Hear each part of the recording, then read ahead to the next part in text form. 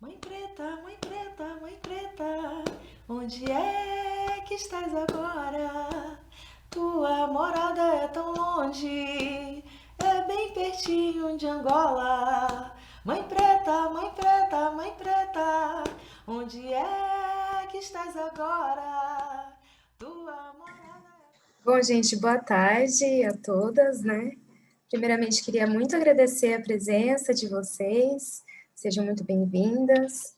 Essa é a segunda roda de conversa que o Pavão está promovendo, que é um conjunto de ações, na verdade, que estão em paralelo à exposição Mãe Preta. O meu nome é Laura, eu vou mediar hoje a roda pelo Pavão Cultural.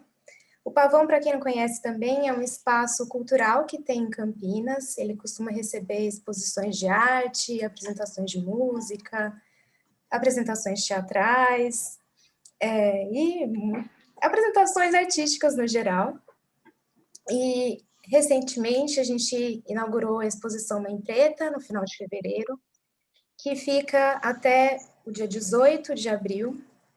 E essa exposição ela veio para o Pavão a convite do Festival Hercule Florence, e ela está, infelizmente, com a visitação suspensa durante a fase vermelha aqui em Campinas. Mas para quem quiser acessar presencialmente o conteúdo da exposição, pode tanto visitar pelo site do Festival Hercule Florence, ou pelo site que está aqui no chat da nossa conversa, que é mãepreta.net. E também as redes sociais do Pavão Cultural, que é @Pavão Cultural. A gente não tem previsão de reabertura por enquanto, mas assim que for possível, né, uma reabertura, a gente pretende comunicar a todas e também lançar essa comunicação nas nossas redes sociais. O tema da conversa de hoje é ser mãe preta, direito ao corpo. Essa conversa ela está sendo gravada e ela vai ser disponibilizada a todas e também ao público em geral no nosso site e no YouTube. Portanto, se alguém tiver alguma questão de incômodo quanto à imagem, ao microfone, pode fechar, pode ficar tranquilo, não precisa se preocupar quanto a isso. Eu vou dar uma breve apresentação das nossas de hoje, né, as nossas convidadas. Primeiro, a Jéssica Castro, ela é uma mulher negra, ela é a mãe de Etude Castro, ela é carioca, dançarina, pedagoga, professora de dança e educação, pesquisadora de jongo. Ela é intérprete do movimento da dança afro-brasileira, artista de rua e militante do movimento negro. A Letícia Benevides é mulher preta, periférica, artista, doula, mãe e ativista dos direitos da primeira infância. A Letícia se interessa em temas relativos a desigualdades sofridas por mulheres negras, procedimentos médicos e no momento do nascimento dos filhos, como o racismo médico, né, e a violência obstétrica. Ela luta pelo direito das mulheres ao parto e à primeira infância. A todos esses temas. A Stephanie Cristina Madalena tem 24 anos, de ciências sociais. Ela faz parte de um projeto de bolsa auxílio de estudo e formação da Unicamp, que a sigla é BAEF, e que tem por objetivo fazer uma revisão da literatura sobre a desigualdade racial na prática de laqueadura tubária. Além disso, a Stephanie é cristã protestante e compõe a recepção dos calouros da universidade da Unicamp. Depois das apresentações, né, das convidadas, eu também convido as artistas da exposição que estão aqui, a Isabel Lofgren e a Patrícia Gouveia, para fazerem uma consideração, né, sobre a própria exposição, enfim, sobre o que mais elas desejarem. E acho que a gente pode começar pela Jéssica. Tudo bem, Jéssica? A gente vai para a Letícia e depois para a Stephanie. Sim. Bom, inicialmente, acho que pela vida que nos une, que nos cabe, reverências, né, aos processos de luto, de perda, das nossas rodas, que tanto amamos, que tanto respeitamos, mesmo de longe. Então, a gente está num momento em que a primeira coisa é reverenciar a vida e reverenciar aqueles que estão aqui em luto, né? Partindo aí de idas muito, muito dolorosas, né? Muito genocidas e muito cruéis também. Então, o jongo, ele me ensina a sempre pedir licença aos mais velhos, e para mim, nesse momento, mais velhos, os kumbas, é essa reverência a esse momento tão lutoso, tão desejoso ainda mais de vida, ao mesmo tempo que com a sensibilidade, né, nos cabe reverenciar a quem se foi e a quem fica, no sentimento de saudosismo. Eu estou aqui com o meu tambor do jongo, que é esse tambor que vai ser essa mãe preta que sou, de um filho preto que és, aqui pertinho de mim, de um lar. Em cima dele tem uma baumi com braços longos, que brincando com os braços, ela pode estar dançando jongo, ela pode estar girando sua saia, ela pode estar na frente de um computador, ela pode estar escrevendo seus livros, ela pode estar em todos os seus espaços de luta, de trabalho, de quintal, de cafundó. E no meio desse processo aqui da pandemia, eu vou reconectando a minha maternidade, buscando informações sobre tudo aquilo que me foi negligenciado 9 anos atrás, né? Um processo de muita violência diante de gestação, diante pós-parto, e numa educação perinatal. Uma grande amiga, Monique Eleotório, uma querida mulher negra, doula, mulher guerreiro de axé, assistente social, ela foi me trazendo possibilidades de assentar informações que nos podem nos salvar. Me sinto muito grata de estar com as mães pretas, negras, mães que estão nesse processo de busca de informação para das nossas vidas e das vidas dos nossos filhos, né? E são filhos que serão as próximas embrigadas desse país, e sentido de reorganização desses nossos espaços. E aqui, foi nesse mesmo dia que a gente concluía o curso, eu peguei assim, o bracinho dela e fiz um bebê. E aí me deu vontade de cantar aqui nesse início. Eu chorei, eu chorava, era minha mãe que me acalentava. Eu chorei, eu chorava, era minha mãe preta que me acalentava. Mãe preta, mãe preta, mãe preta, onde é que estás agora? A sua morada é tão longe, é bem pertinho de Angola, em diásporas. Angola em diásporas, com nós. Uma terra que antes era Pindorama, e numa terra que se assenta através dessa força negra vinda de lá. Quantas mães vieram? Eu sou Jéssica Castro, oriunda da Baixada Fluminense, do Rio de Janeiro, São João de Meriti de Caxias. Sou filha de Dona Sônia Rangel, do seu Luiz Fernando de Castro, e neta da nossa grande matriarca, Dona Elídia Rangel Domingos, de 90 anos, lá das terras de Minas Gerais, lá das terras do Caxambu, primo do jongo. Eu sou arte educadora formada em pedagogia pela Universidade de Estácio de Sá. Tive a possibilidade de vivenciar uma bolsa, a bolsa do ProUni.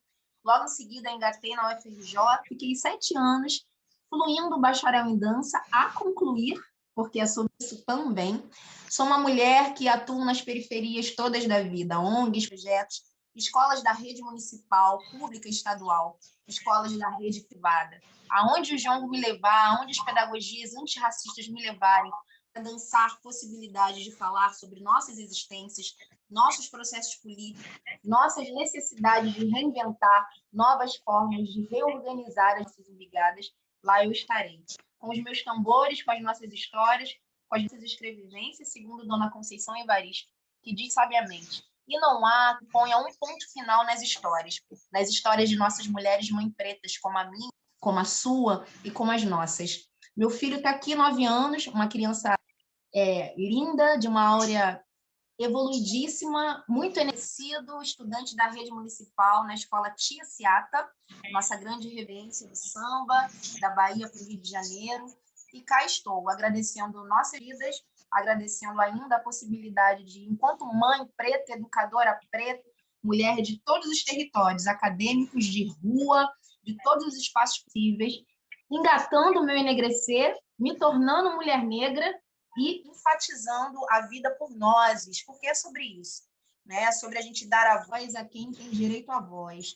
Mulheres pretas falando sobre mulheres pretas, exercitando o exercício da sobrevivência, mais que sobrevivência, da vivência, da necessidade de existir por nós, por nossas histórias, por nossos protagonismos, por nossas reivindicações.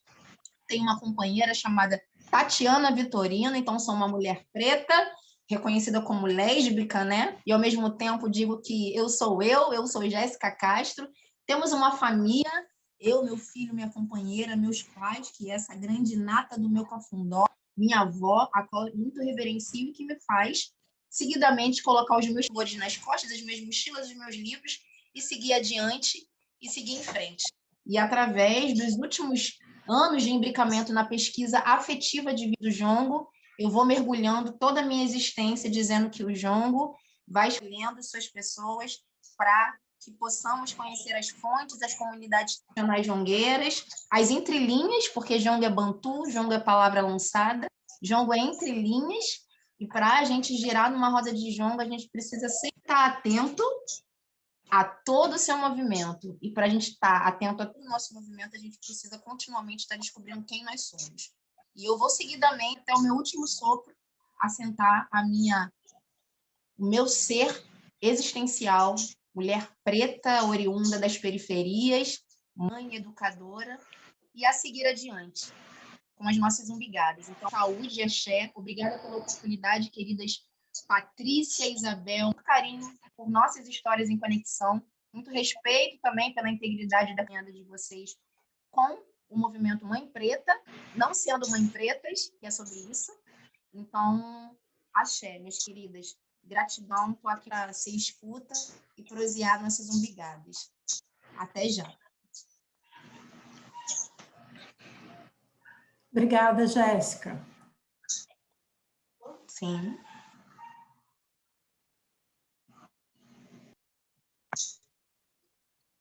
Letícia? Olá, boa tarde a todo mundo. Primeiro quero agradecer pelo convite, muito feliz de estar aqui hoje. Agradecer e saudar todas as mulheres aqui presentes também. É muito bom ouvir a Jéssica, muito bom estar aqui com vocês hoje. Bom, eu sou Benevides, né? Sou mãe de uma menina preta chamada Moana, de 3 anos.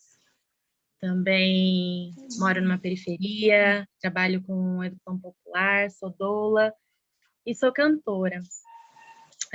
Eu vou contar um pouquinho dessa visão minha de doula, do parto, da questão do direito ao corpo, do direito a parir, mas aí eu preciso contar como eu cheguei até aí, né?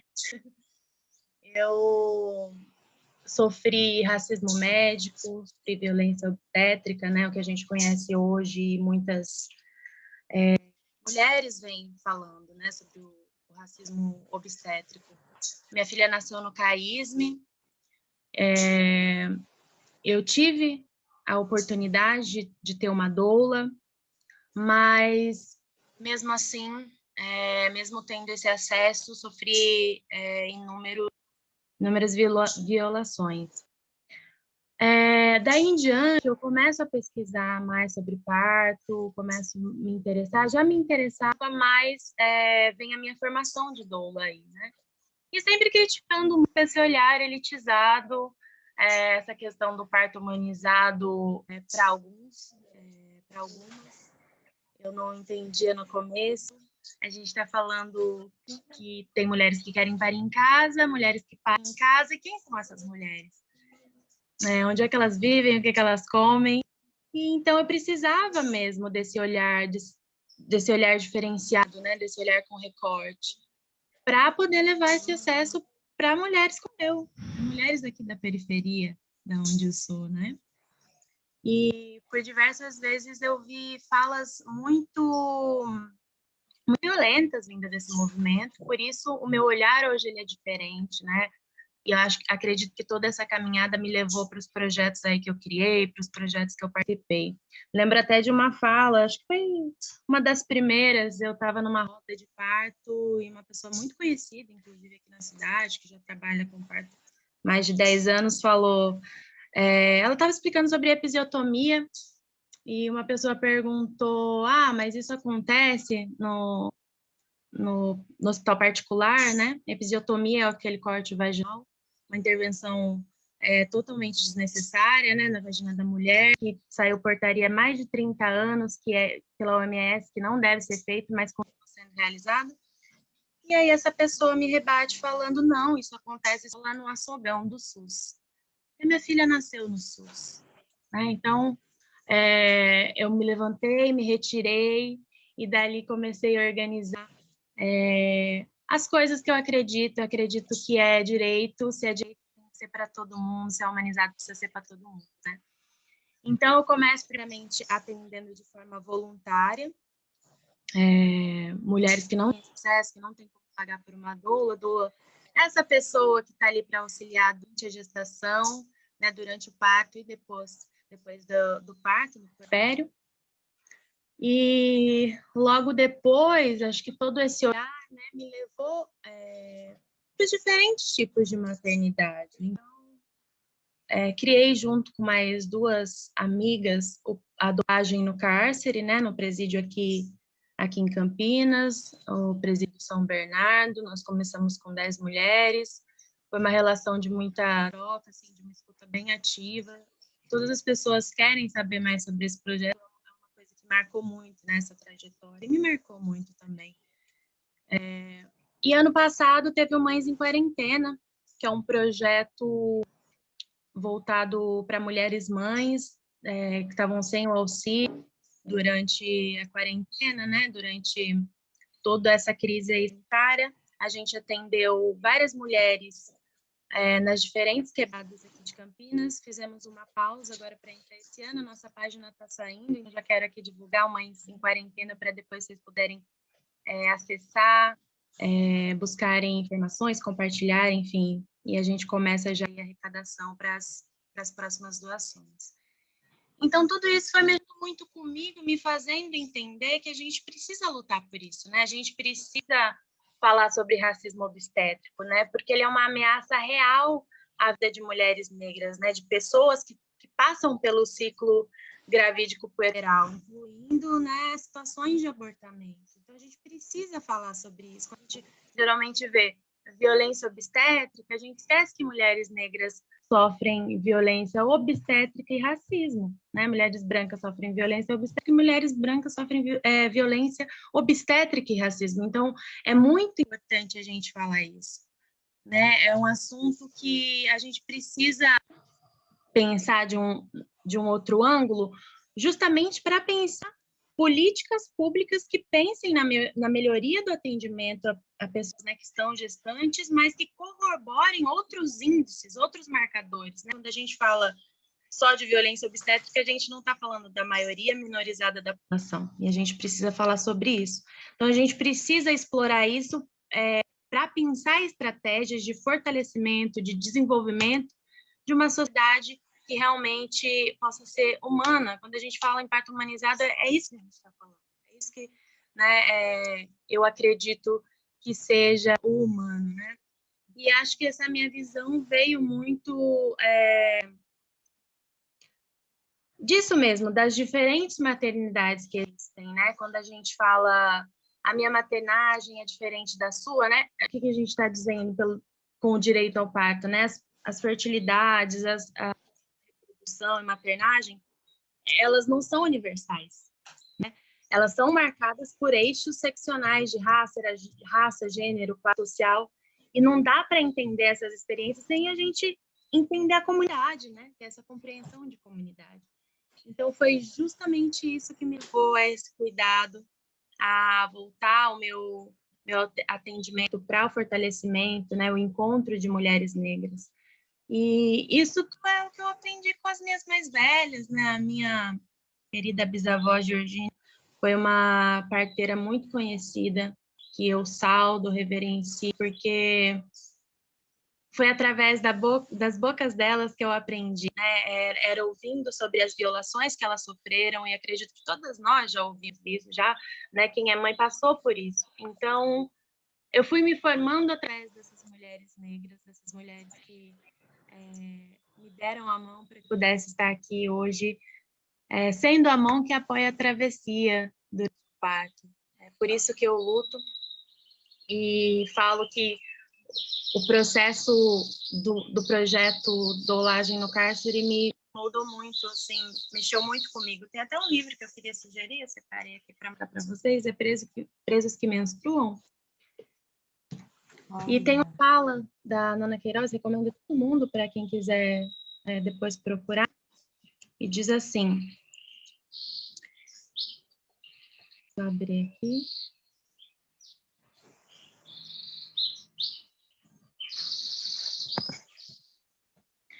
É fácil esquecer que são mulheres sob a desculpa de que todos os criminosos devem ser tratados de maneira idêntica.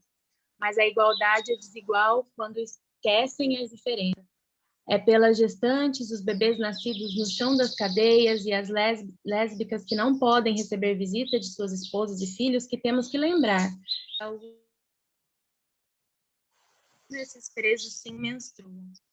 Então, foi um projeto que mexeu muito comigo. Esse livro é muito importante, assim como outros artigos. Quem quiser, tiver interesse, eu posso depois mandar aqui, divulgar a questão dessa violência, né, com as mulheres em cárceres.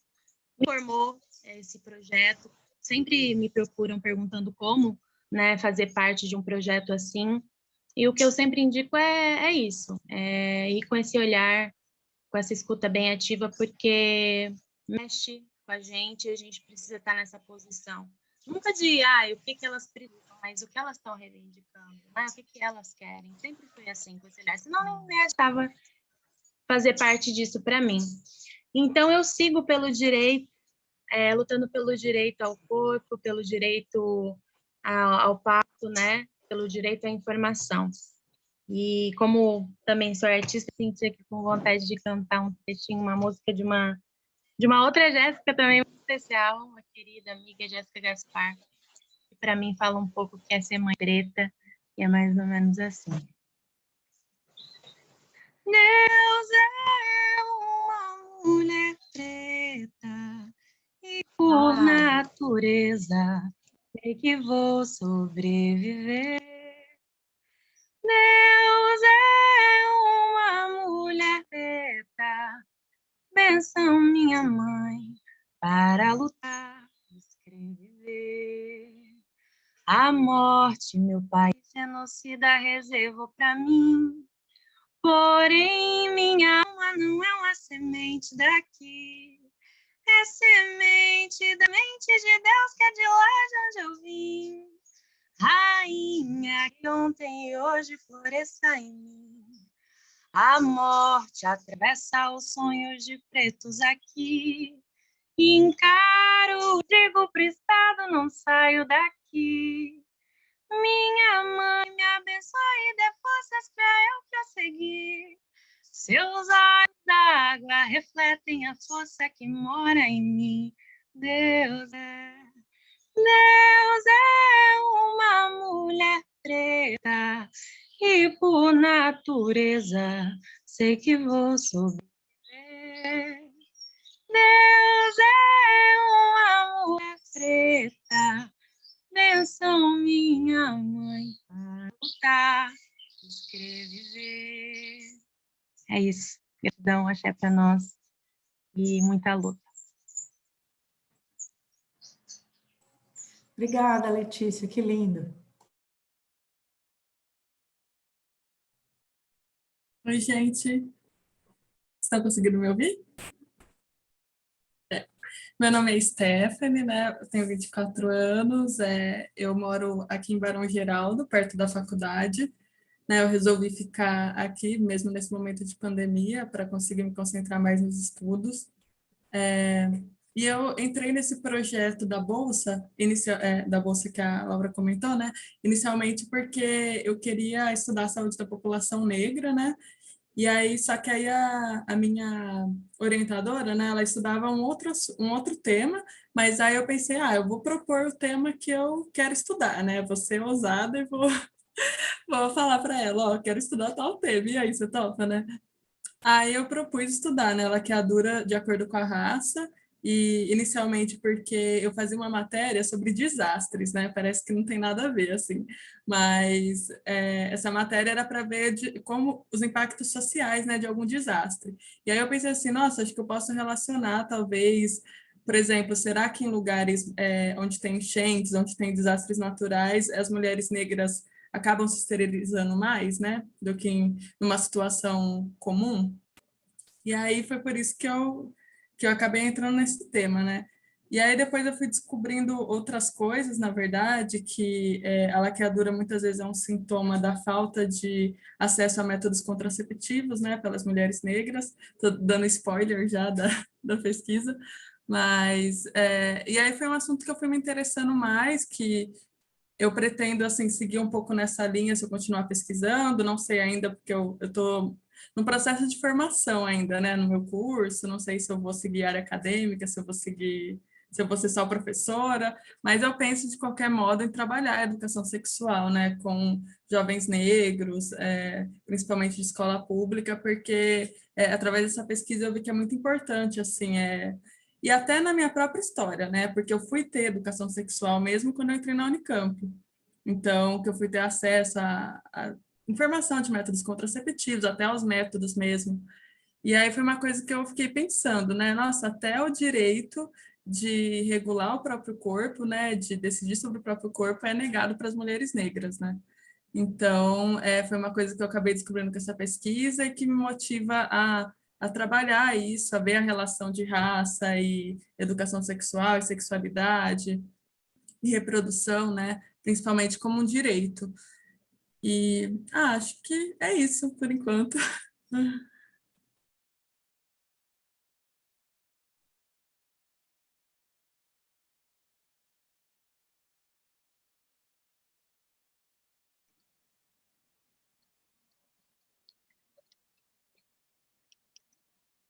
Bom, gente, agora a gente abre um tempinho aí para reações, perguntas, questões, né, que vocês tenham.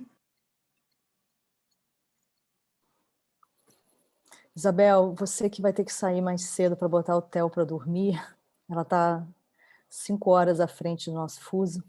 Você não quer falar um pouco sobre nosso encontro com a Jéssica, sobre tudo, e aí eu complemento depois? Como é que a gente, em que ponto da história a gente começa, né? É sempre um desafio, né? Como é que a gente conta essa história? Bem, Acho que é importante, tendo a presença da Jéssica aqui, né? Uma das grandes parceiras da exposição e protagonista desse vídeo, que é a peça fundamental. Então, nós conhecemos a Jéssica em 2016, quando nós estávamos preparando a primeira versão dessa exposição, que foi feita no Cemitério dos Pretos Novos, quer dizer, na Galeria de Arte, Galeria Pretos Novos de Arte Contemporânea, que fica no Memorial Pretos Novos.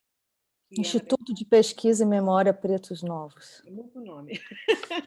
Mas, em suma, essa galeria de arte, esse memorial, fica localizado num sobrado na área portuária do Rio de Janeiro, também conhecido como Pequena África, muito próximo do Cais do Valongo, que foi redescoberto por conta das obras das Olimpíadas, que, para quem não conhece o Rio de Janeiro, a área portuária do Rio é enorme, mas ela tinha sido, toda a parte histórica estava soterrada por asfalto por conta da modernização da cidade, né? E esse soterramento que esse asfalto causou na cidade desde a década de 20, 30, do século passado, fez com que muita da memória africana da cidade, trazida pelos escravizados que ali aportaram, fosse apagada, né?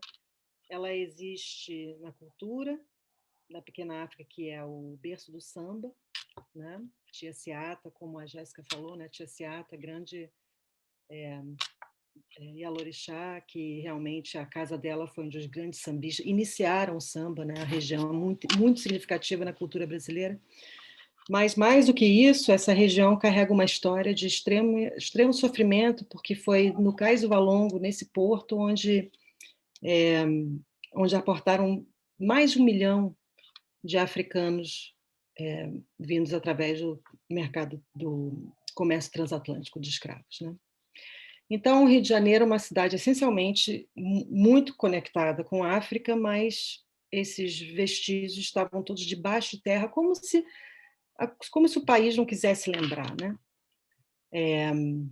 A menos de 1 quilômetro do Cais de Valongo ficava esse cemitério dos Pretos Novos, onde eram levados os corpos daqueles que pereceram assim que chegaram no Brasil, né? Assim que desembarcaram. Que desembarcaram no Brasil. Sobreviveram à viagem. Então, com o desenvolvimento da malha urbana carioca, onde ficava esse cemitério, que é basicamente mais ou menos do tamanho de um meio campo de futebol, foram construindo casas de classe média em cima, né? Reestruturando a parte urbana do Rio. E isso ficou totalmente esquecido, até que em 96, uma dona de um dos sobrados foi fazer uma obra na sala. Quando foi escavar, os operários começaram a encontrar ossos, né? Não foi 1 nem 2, foram muitos.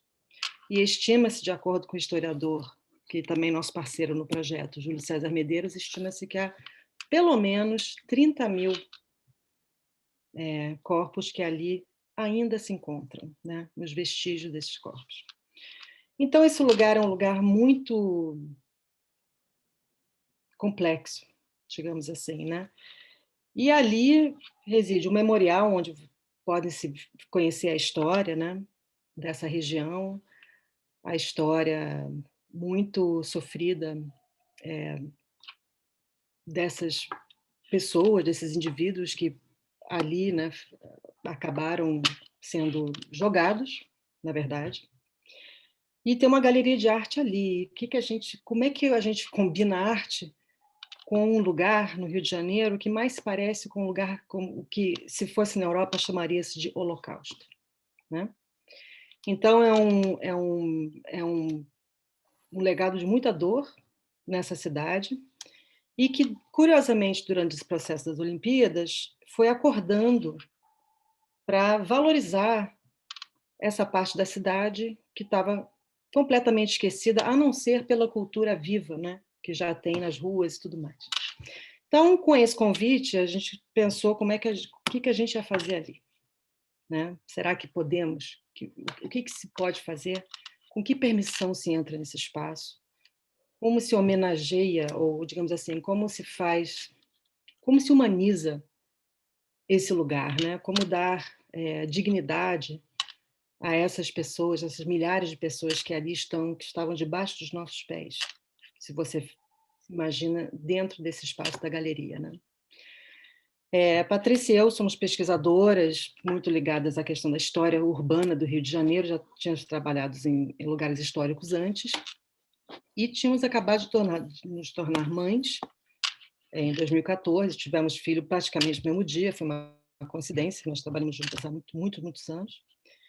E essa questão da maternidade, né, a gente começou a ver essa questão da maternidade pelo viés também do que significa ser mãe no Brasil, né? E também uma maneira de trabalhar isso não é o que significa para mim, né? O que significa isso, mas em que sociedade é essa que a gente pertence, né?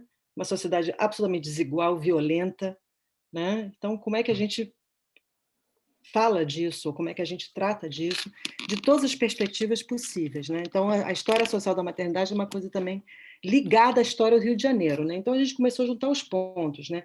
Tem a questão do ressurgimento do passado colonial da cidade, que é uma coisa difícil, né, para toda a cidade inteira, né? O carioca tem que, né, entender isso e assumir esse passado, né, assassino, né, criminoso, como o maior porto de escravos do mundo. Depois tem todas as questões sociais, os movimentos feministas ao mesmo tempo naquela época surgindo muito fortes, muitas questões sendo abordadas, né? E aí a gente está participando de um grupo de maternagem alternativa online e começaram a surgir vários debates sobre racismo, e ali conhecemos a Glaucia Pimenta Rosa, né, que a gente simplesmente começou com essa questão, né, teve um debate ali que deu muita treta, e a gente se aproximou da Glaucia, que a nossa madrinha também, né? E a gente começou a conversar sobre o que é esse espaço, o que é a cidade, o que é isso, o que é maternidade, como é que ela se manifesta, como é que ela é tratada, o que é esse Brasil, né? Por que é assim? Então, a gente começou a juntar todos os pontos, fazemos muita pesquisa, muitas conversas com Glauce, e Glauce foi achegando as pessoas que ela conhecia e abraçariam a nossa ideia, né? E chegariam perto. E foi assim que Jéssica chegou com a gente, né? Aí nós conhecemos, para quem não esteve na exposição, nós fizemos a peça principal, é um vídeo. E é um vídeo porque a gente pensou, tem toda essa parte histórica, né, do cemitério, da cidade e tal, nós recorremos a arquivos fotográficos, como é que era a cidade naquela época, tem muito registro fotográfico, como é que a maternidade negra é representada na época, né, em que o cemitério estava ativo, estou falando de 1830, vamos falar aí de Debré, né, todas as imagens que nós conhecemos de representação da escravidão, né, como era, né, vem através de um olhar de fora, né, um olhar branco, um olhar de fora. Então, a gente queria questionar justamente esse olhar branco em cima da nossa história, obviamente, né, o nosso olhar também, mas também reconhecendo que esse é o olhar que é normatizado, né? A gente entende essa história do Brasil através dessas imagens que são repetidas, mas a gente tem que olhar mais uma vez, né? Olhar de novo, olhar de perto, analisar, desconstruir, botar em questão, problematizar e criar uma nova imagem, né? Então, esse foi o nosso olhar no passado. E o nosso olhar no presente, não é verdade, não é um olhar, né? Assim, de quem são as vozes, quais são as vozes que devem ecoar, que deveriam ecoar naquele espaço, quais as narrativas que a gente poderia trazer para aquele espaço, para que tenha essa ponte com o contemporâneo, né? Com a militância, com o ativismo, com as histórias reais das mães negras no Brasil hoje, né? Levar isso para aquele espaço. Então, nós fizemos um vídeo com 7 mães negras, da qual a Jéssica é uma delas, e convidando-as a dar seus depoimentos de vida, né? Claro, com a permissão de que isso seria mostrado numa galeria de arte, muita gente ia ver, e, claro, sempre, né, falando do cuidado, né, porque quando as 7 mães, Jéssica, Glauce, Michele, Cristiana, Nídia, Gabriela, meu Deus, Tá faltando uma. agora eu esqueci. Desculpa, daqui a pouco me deu branco, mas daqui a pouco vem. Quando elas nos confiam essas histórias, que a gente pode filmar e reproduzir num espaço sem elas presentes, isso tem que ter muita confiança, ter uma relação de permissão mesmo, né? Como se entra num terreiro, ou qualquer lugar sagrado, você tem que pedir permissão para poder entrar, né? Então, isso também exige uma troca. E a gente conheceu a Jéssica já no estúdio, assim, né, Jéssica? Oi, a gente vai filmar. Foi assim, né? A gente foi muito especial esse encontro. A Jéssica, na verdade, foi a primeira que a gente filmou. E esse vídeo nós fizemos algumas perguntas, a quais eu já respondi. Uma das perguntas eram o que sua mãe cantava para você, né? Quando você era pequena? Como é a sua relação com seu filho? Como foi o nascimento do seu filho? O que você diria para uma menina negra, né, para o futuro? E daí saíram esses depoimentos que são lindíssimos, que a gente eternamente uma gratidão enorme por poder expandir esses discursos aonde a gente leva a exposição, né?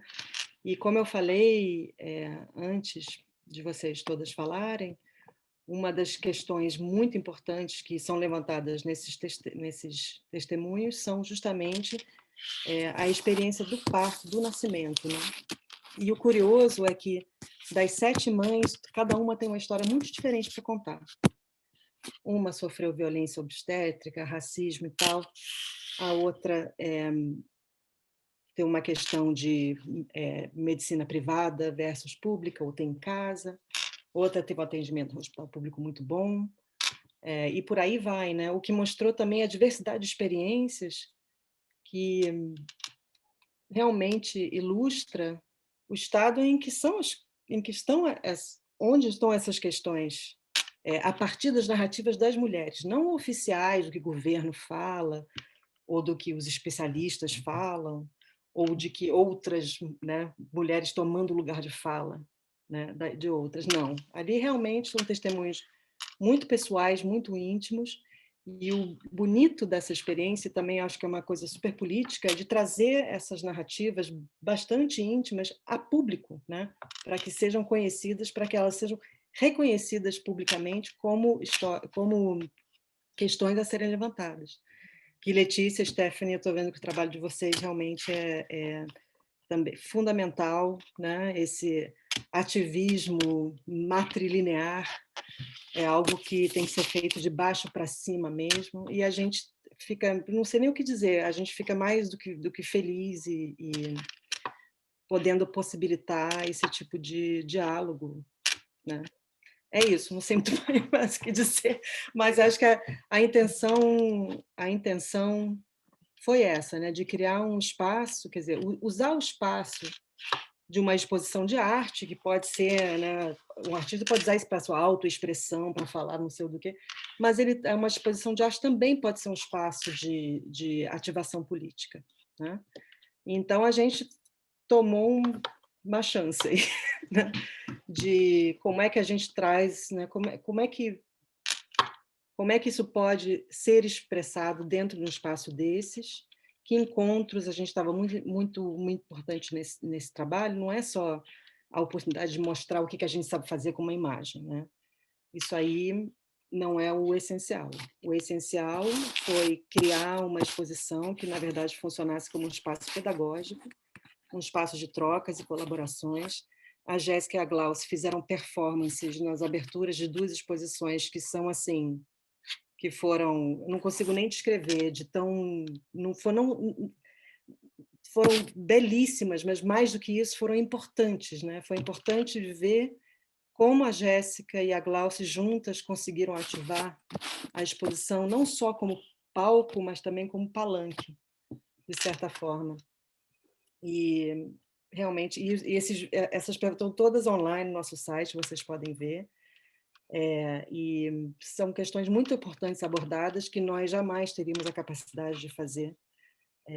Então, esse projeto, né, essencialmente, ele se chama Exposição, mas, na verdade, ele é um espaço de troca, um espaço de diálogo. É isso, não sei. Por aí. Eu só queria complementar rapidinho que o fato de vocês abrirem esse diálogo, essa roda aqui, cantando pontos de jongo e músicas, né, tem uma conexão muito forte, eu acho, com um eixo da exposição, né, que a gente chama, que agora se consolidou em Campinas, eu acho de uma forma mais evidente, mas que já existe, né, que é esse novo trabalho criado com a Alessandra Ribeiro, né, que está à frente da comunidade do João Godito Ribeiro, que é urbanista, mãe de santo, ativista, e ela, com contato com a Alessandra e com um grupo de jongo, né, que foi feito esse novo trabalho chamado Modos de Curar, que é esse herbário ancestral, né, que a Alessandra escolheu as ervas, elas têm todo um sentido, a ordem que elas entraram, né, ritualístico, de ervas de cura, ervas. Ela fala no vídeo, né, que foi feito na oficina de cianótipo, né, que é esse processo que remete ao início da fotografia, um processo muito simples, né, mas muito bonito, assim. E esse novo trabalho, na verdade, ele é mais uma parceria e meio que evidencia uma coisa da exposição, que é, a gente tem uma parte que é ligada aos arquivos, né, que são muito duros e que a gente nomeia de modos de olhar, modos de revelar, modos de apagar, né, que são assim, como ver arquivos, né, como ver os arquivos que já foram tanto vistos, mas que não foram percebidos, né, nas suas complexidades, né. Como olhar o passado, né? Como é que a olhar o gente... passado.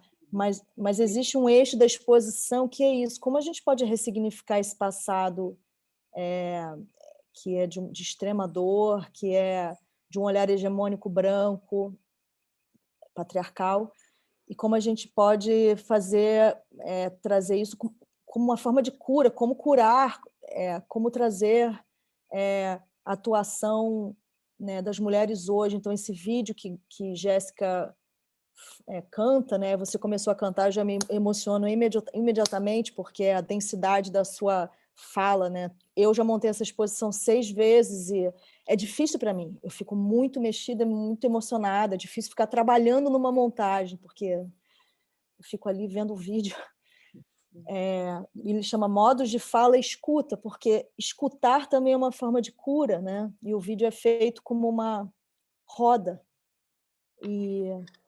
E existe também o trabalho Modos de Encantar, que foi o trabalho que a gente fez com as lideranças femininas do Quilombo Santa Rosa dos Pretos, no Maranhão, para onde a exposição foi também, que são todas ligadas à encantaria maranhense, né? Esse sistema espiritual que é a coisa mais maravilhosa e democrática, digamos, né?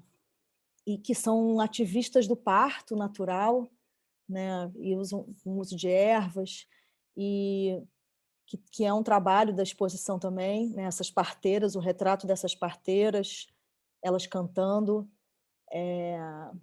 e elas estão à frente dos movimentos de luta pela terra no Maranhão, né? E aí agora em Campinas a gente tem esse novo trabalho que é o Modos de Curar, que é esse herbário ancestral feito com a Alessandra e com o grupo do João Godito Ribeiro. Então, quem vai na exposição tem também assim uma coisa de existir uma transmutação dessa dor, né, desses arquivos, desse passado, nesse eixo desses trabalhos, que são trabalhos mais contemporâneos e que apontam para como a gente cura, né, esse legado. Né? Mas Então, o que é muito e aí linka com o que a Letícia falou.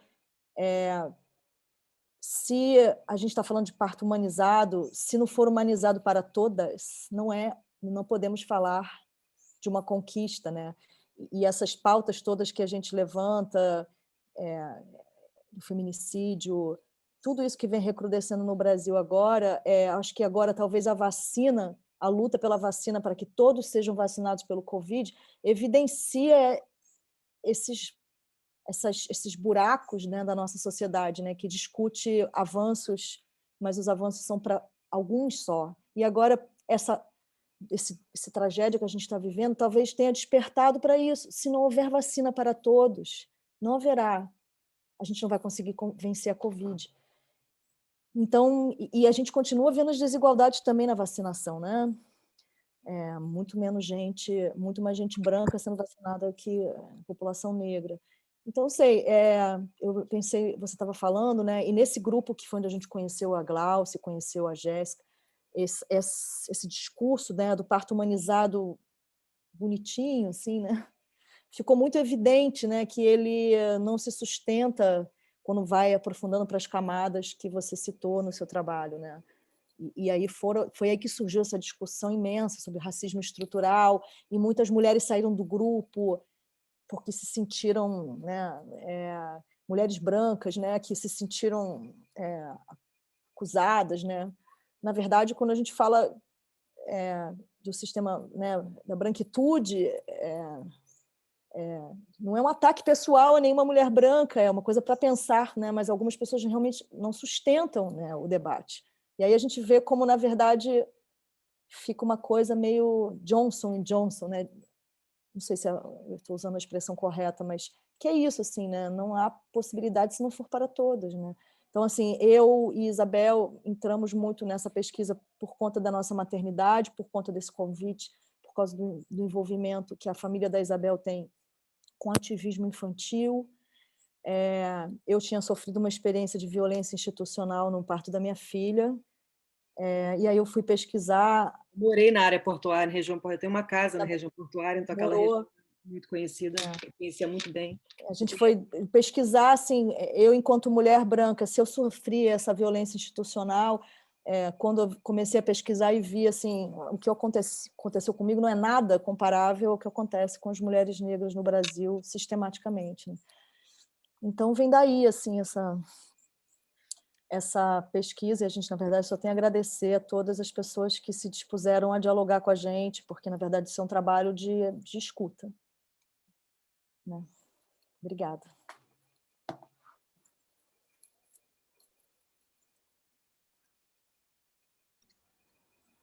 Obrigada, gente. Obrigada pelas apresentações de todas. Agora, né, se alguém quiser fazer alguma pergunta, algum questionamento, crítica, o saco está aberto.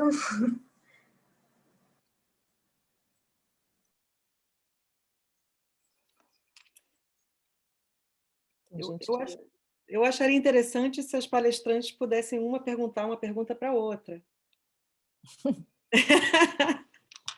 Se elas se sentirem vontade, né?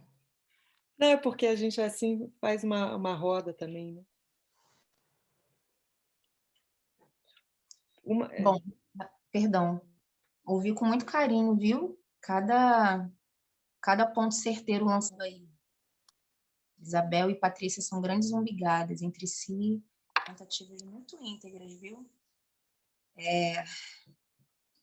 Eu queria cantar um jongo aí de Dito Ribeiro, de Campinas.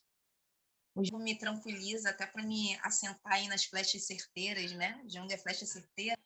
E aí foi a minha companheira Vitorino, há 2 anos atrás, fazendo as pesquisas dela, as imersões dela no princípio da caminhada dela no jongo, que ela cobre um documentário de Dito, Alessandra e todo o seu matriarcado e todas as suas personas, né? Sua fazenda e seu axé. E ela fez um canto de jongo que eu achei muito impressionante, pedi muita licença, mas a gente foi entoando ele aqui pelas rodas do Rio. E ele diz assim, ele fala sobre nós, Dandaras. E aí? Andei, parei, custei, mas no jongo eu cheguei. Andei, parei, custei, mas no jongo eu cheguei. Ô Dandara, abre a roda. Ô Dandara, abre a roda. Quem foi que disse, quem te falou que lá em Dito não havia jongueira? Quem foi que disse, quem te falou que lá em Dito não havia jongueira? Ô Dandara, abre a roda. Ô Dandara, abre a roda. Marcha!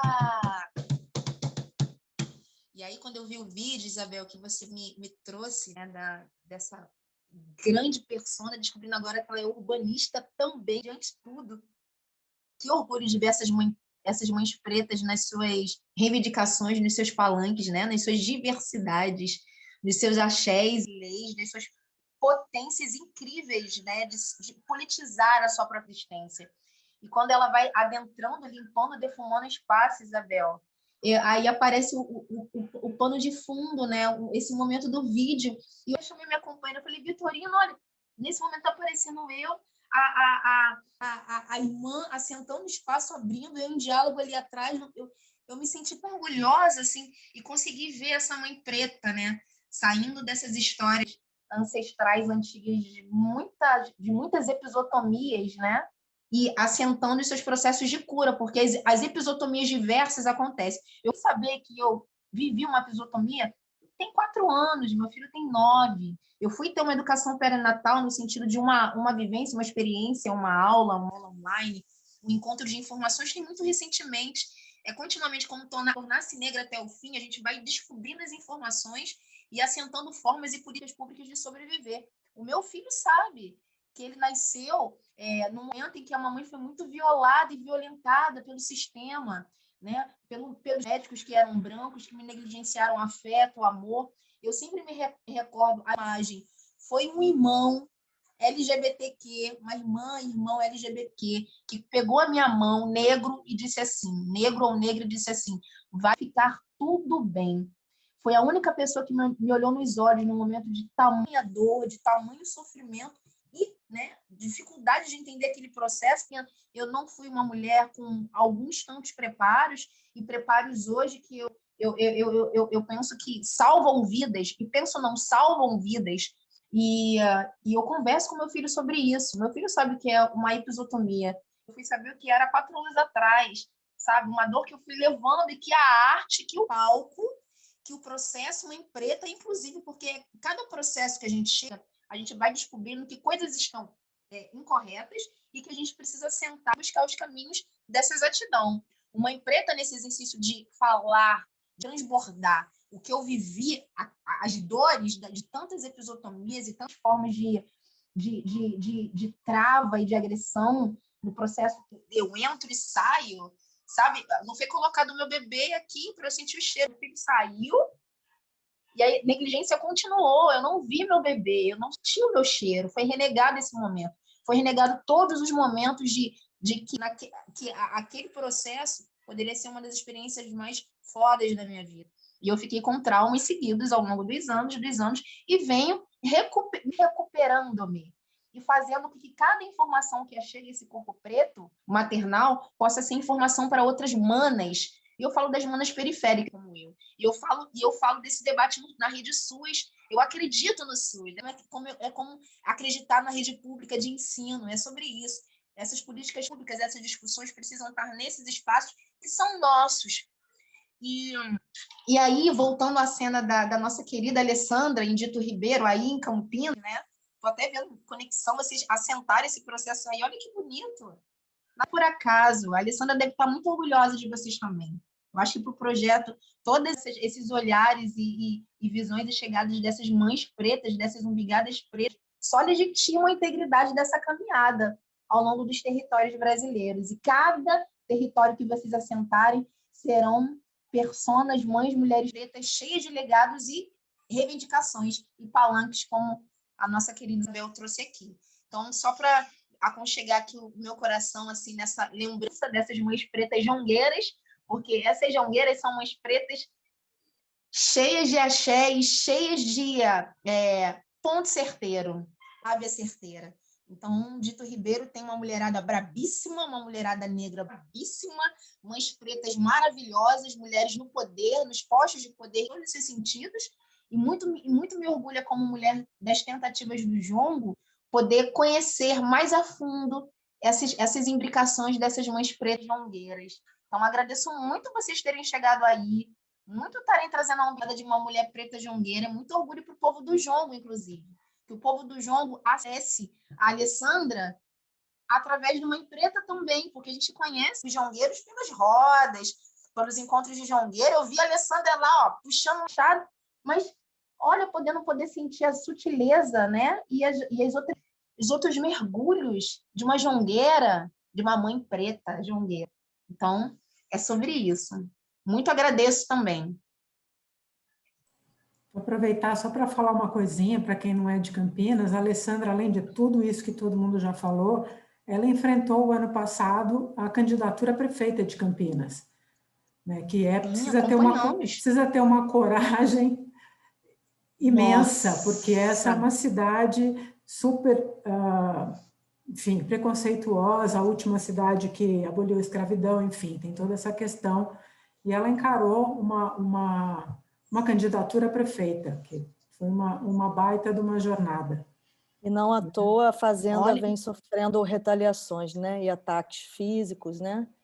Cortaram os fios, roubaram, né? Então... E a Alessandra escreveu um texto novo para a exposição. Ela, ao lado do trabalho, tem um texto dela que é maravilhoso, falando das heroínas negras, que estão... O trabalho do modo de curar, o herbário está olhando para o mural das heroínas. Então, é um texto divino também. Vou botar aqui para vocês. Eu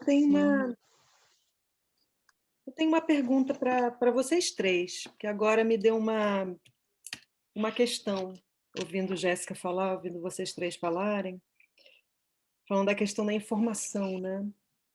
Não só a negligência institucional, mas também a questão da informação e da formação, né? Que faz parte da formação de uma mulher, né? Então, eu me pergunto, vocês estão desenvolvendo pedagogias? Eu imagino também o canto já ressurgiu aqui tantas vezes, em tão curto espaço. Eu fico me perguntando quais seriam as pedagogias que poderiam ser desenvolvidas em relação às violências, né? Por exemplo, algo como episiotomia. Será que dá para fazer um jongo sobre isso, para a informação passar, trazendo toda essa bagagem cultural, toda essa ancestralidade para dentro do contemporâneo, dentro das lutas, de uma forma que possa também ser repetida, ser distribuída, né? Maciçamente, né? Porque o que precisa é de campanha de informação, né? Também, né? Não só isso, mas então eu pergunto assim, a minha pergunta está mal formulada, mas eu queria saber mais, talvez da Stephanie, da Letícia, quais são as ações que vocês estão fazendo para promover essa informação, quais são os caminhos, quais são as dificuldades dentro do ativismo de vocês. Seria muito interessante também saber que formas de organização vocês estão fazendo, como é que vocês estão organizando as mulheres, as comunidades. Vocês podiam falar um pouquinho sobre isso? Eu posso começar falando. Então, na verdade, por enquanto, assim, sobre o que eu descobri na pesquisa, tal, essas percepções minhas, eu tenho mais compartilhado com amigas, né? Não tenho participado de nenhum movimento ainda. Por falta de tempo também, porque eu faço essa bolsa, a faculdade, né? Tenho que trabalhar também para conseguir me manter na faculdade, mas aí eu tenho conversado mais com as minhas amigas, com algumas amigas negras, e aí que eu percebi também, ao longo assim, da minha trajetória, né, na relação com algumas amigas negras, que faltava muito essa questão da informação mesmo, da educação sexual, né? Assim, de coisas básicas mesmo, não fazer o coito interrompido, né? Usar uma camisinha, enfim, tipo, ou tomar uma pílula do dia seguinte. E aí eu fiquei pensando, nossa, o buraco é muito mais embaixo, né? Mas onde eu penso em compartilhar mais, por enquanto, assim, é na minha página, que eu criei uma página chamando Cruzando Olhares, e essa página é com a intenção de falar da ciência social como um todo, assim, né? Dos temas que me interessam. E aí eu pensei em divulgar minha pesquisa lá e tentar atingir mais meninas jovens mesmo, jovens negros, assim, da minha idade, né? Eu acho que começar pelos jovens adolescentes, assim, é uma boa, porque os índices, né, de gravidez na adolescência, de menos uso dos métodos contraceptivos estão entre as mulheres mais jovens, né, entre as adolescentes. Então, é por onde eu penso em começar. Maravilha. Compartilhe o link da sua página aqui. Compartilhar. Global. Obrigada. Não, super, nossa, super precisa, né? Quanto mais jovens, né? Melhor, talvez mais efeito tenha, né? Porque elas vão ensinando umas às outras. Maravilhoso. Não, por favor, compartilha É que, assim, tem uma coisa que é importante, né? A Georgia falou da pesquisa dela na outra roda. Quando a gente começou a nossa pesquisa em 2015, era difícil encontrar números consolidados para algumas coisas, né? Era difícil encontrar números assim sobre violência contra jovens negros, quantos jovens negros morrem mais do que jovens brancos, quantas mulheres negras sofrem mais violência. Eram coisas todas em andamento, né? E assim, às vezes a pesquisa fica muito restrita ao universo acadêmico. Então, essa coisa da Isabel falou, quem sabe, né? Imagina, um jongo que fale sobre isso, que isso vai chegar a mais pessoas, né? De uma forma não então que não passe sob esse prisma da academia, porque as pesquisas acadêmicas às vezes ficam restritas a um círculo muito assim pequeno de gente, né? Então, como que a gente pode chegar? Assim, acho que uma exposição pode atingir muitas pessoas, né?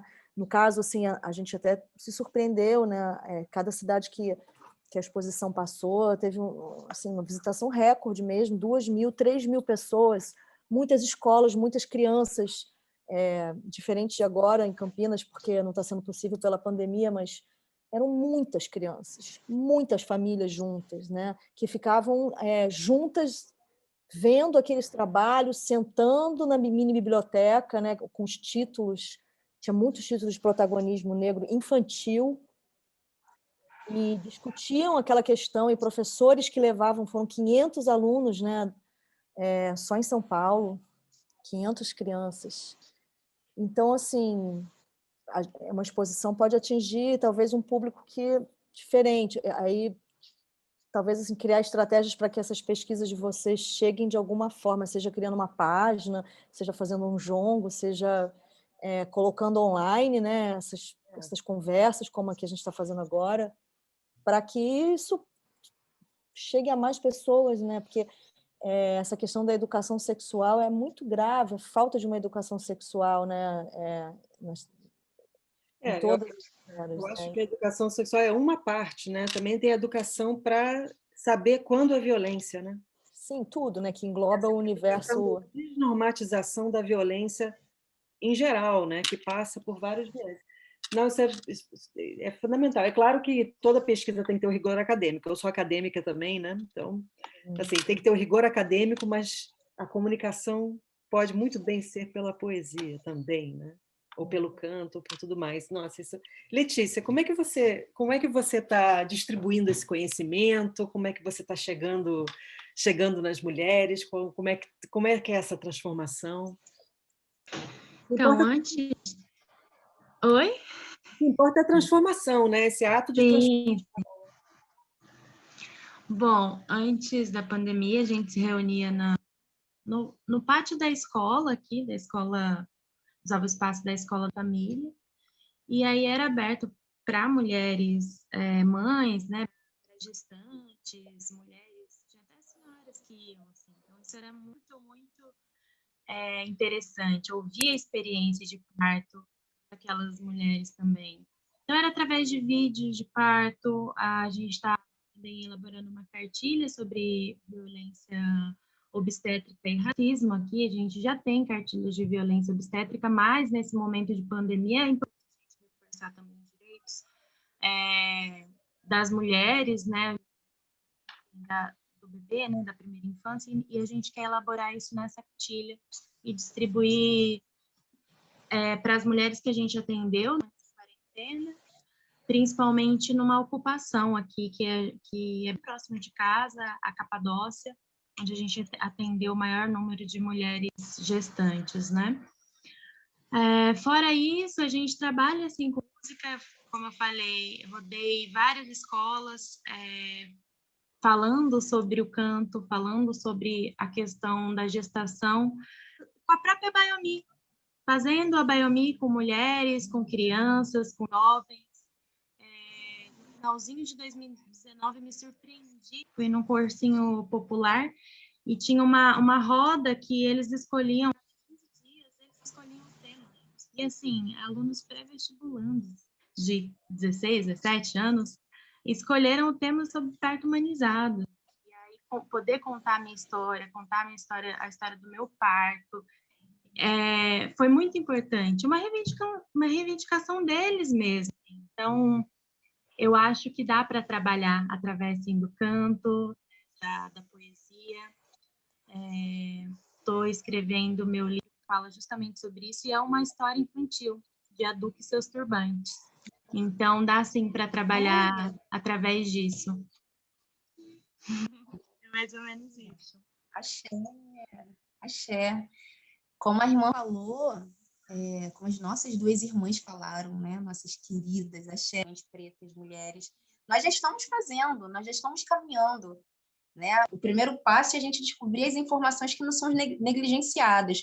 E cada passo, que seja um diálogo com 1, 2, 10, que seja um diálogo com homens, né, com escuta sensíveis, porque eu sou mãe de menino, o meu menino será um grande futuro homem negro, e é sobre também as masculinidades negras, né, as problemáticas das masculinidades negras. Eu, enquanto mulher, preciso lutar também para que esse patriarcado caia abaixo, com a presença de homens sensíveis, né, com a presença de homens que não negligenciem, que não violem, que não matem os corpos de suas mulheres, né, das mulheres, porque não somos deles, nós somos de nós, das nossas histórias.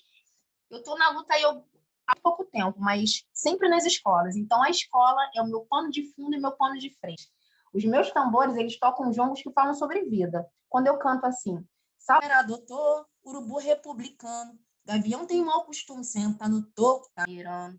Sapera, doutor, urubu republicano, o gavião tem mau costume, ele senta no toco e tá mirando. Tá mirando o quê? O corpo da gente, a história da gente, está mirando o turbante para arrancar, está mirando a nossa força, a nossa fé. Isso, cantado na roda de jongo, ele é interpretado por muitas entrelinhas, numa roda cheia de mulheres, onde eu vou estar com as minhas 2 irmãs, inclusive, cada uma com a sua umbigada de informação e de fala. A gente vai tecer para 20, para 10, para 100 mulheres a possibilidade de pensar sobre si e sobre o próprio corpo que é violado. E sobre o próprio corpo que é violado. Agora, na pandemia, eu conheci as Mães de Manguinhos, que há 6 anos construíram esse coletivo de mães que perderam seus filhos baleados pelas balas achadas do Estado opressor, negligenciador e racista. São mães periféricas de favela que tiveram seus filhos tombados pelo sistema. Estávamos nós lá, no Morro da Providência, mulheres faveladas, pretas e não pretas, de indígenas, porque é sobre também um debate da presença indígena do corpo de mulheres indígenas que também sofrem um genocídio. As primeiras violadas e estupradas foram as mulheres indígenas. É sobre isso também. Então, lá a gente girou uma roda, cada mulher trouxe a sua comunicação, trouxe a sua experiência. Foi muito difícil cantar um jongo diante do altar delas. O altar delas era a imagem dos filhos mortos, baleados e assassinados pelo genocídio. Eu reverenciei aquelas memórias porque elas falam assim, eu vou reverenciar a vida do meu filho, morto pelo Estado até o fim.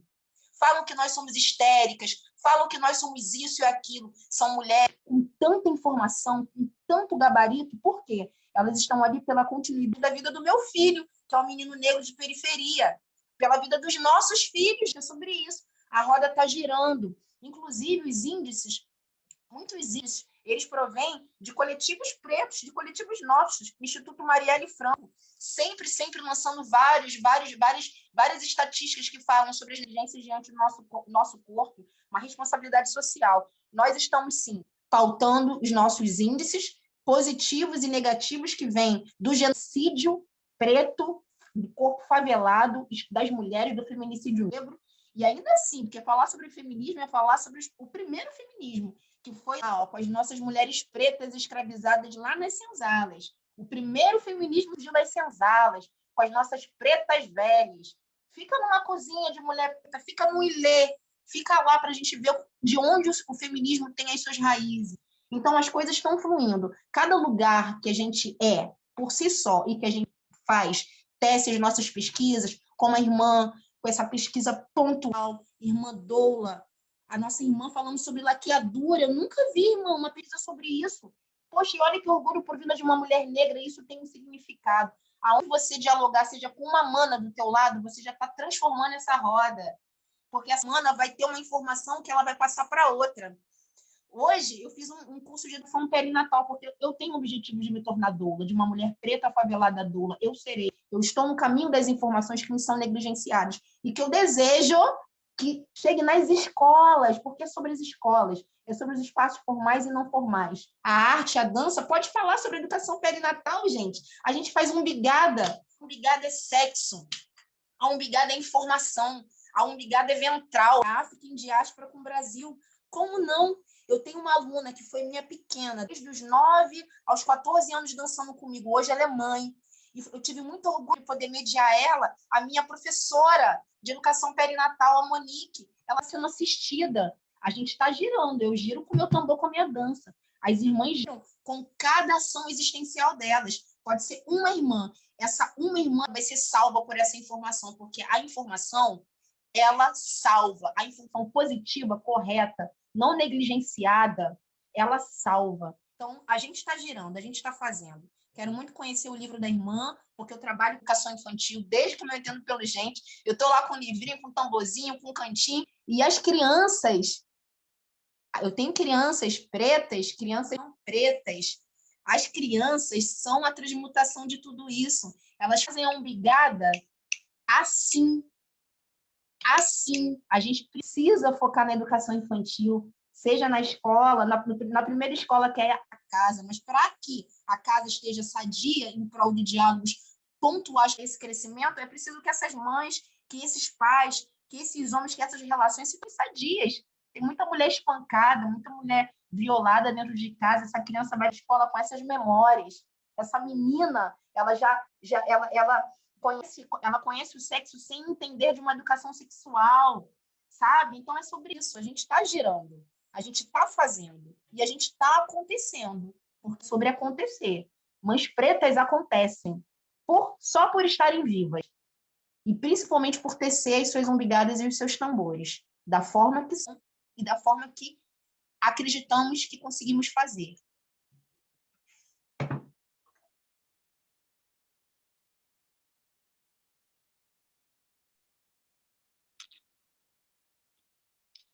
Patrícia, faltou uma obra, Modos de Agir, na nossa exposição. Mas eu acho que os modos de agir não é para a gente. Eu acho que os modos de agir estão aqui, nessa roda, né? Vai chegando, vai chegando. A ação é tão importante, a ação e a organização, né? É tão importante, né? Para ter essa voz política, para ter essas reivindicações. Puxa, assim, no que a gente puder, o pequeno que a gente puder fazer para divulgar essas informações, ajudar em algum ponto. Mas é isso que a Jéssica falou, né? Eu sinto, assim, quando a gente começou essa pesquisa em 2015 para cá, é um movimento, né? O feminismo interseccional veio e ele existe um antes e depois disso, né? Então, assim, a sociedade brasileira, mesmo que exista todas essas forças contrárias do mal querendo nos silenciar, não tem jeito, né? Eu acho que devemos muito ao feminismo interseccional, essa grande mudança na sociedade brasileira, né, gente? Que não tem mais retorno, né? E é isso, para toda grande mudança existe todo esse movimento contra da violência, mas assim, o que eu fico sempre muito mexida quando eu vejo você falar, Jéssica, porque você me lembra muito a dona Anacleta, que é a liderança política do Quilombo Santa Rosa dos Pretos, né, no Maranhão, que nos acolheu, onde a gente ficou uma semana, e até hoje a gente tem muito contato. Quando a gente teve a nossa roda de conversa lá na exposição do Maranhão, e aí o Bolsonaro tinha acabado de ser eleito, né?